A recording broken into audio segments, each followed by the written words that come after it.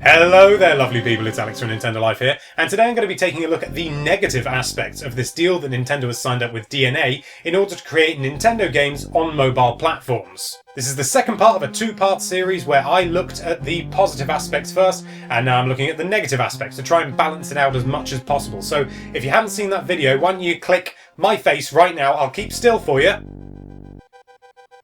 But only if you haven't seen the previous video. This deal that Nintendo has signed is probably a sign of things to come, and Nintendo really have to push with the times, and as such, it's gonna dilute the Nintendo platform. Seriously, Nintendo are probably gonna make so much money out of this thing that it's gonna detract them away from the main home console and handheld, real proper games console market, purely to try and capitalize on this mobile platform. Of course, I really enjoy playing Nintendo games, but to be honest, I really don't do a lot of gaming on these devices.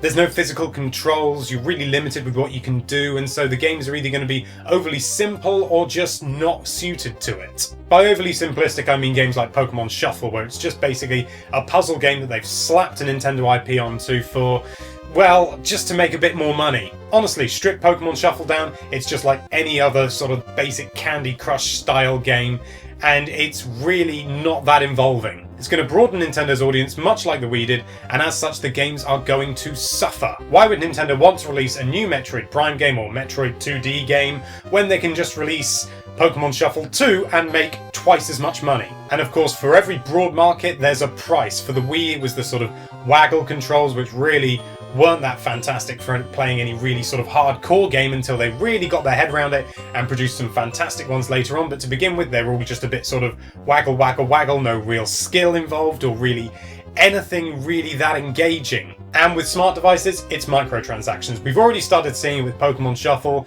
and I think it's just going to carry on from here. That's basically the way that most people make their money these days. When I say most people, I am in fact referring to mobile platform developers, not just everyone in the world. So Nintendo's going to be making most of its money from microtransactions, which it's either that's going to bleed over to the home consoles and we're going to get microtransactions there, like Pokemon Shuffle, or they're just going to stop and really not care about the console market. In an effort to be as broad and as successful as possible, Nintendo could lose sight of what makes them really truly special as a games developer. We'll have to wait and see. Hopefully this is only a temporary thing and the console market will kick off again, but we'll just have to see. So, guessing that you've watched both videos now, hopefully, you'll have probably guessed that the second video was a lot harder for me to make, because I'm generally a very positive person, and it's actually really quite hard to think of negative things to say about this because I'm so positively minded. Yeah, there are negative sides to it, but nothing nearly as extreme as I alluded to in this video, talking about the negative things. So generally, I think it's probably going to do all right.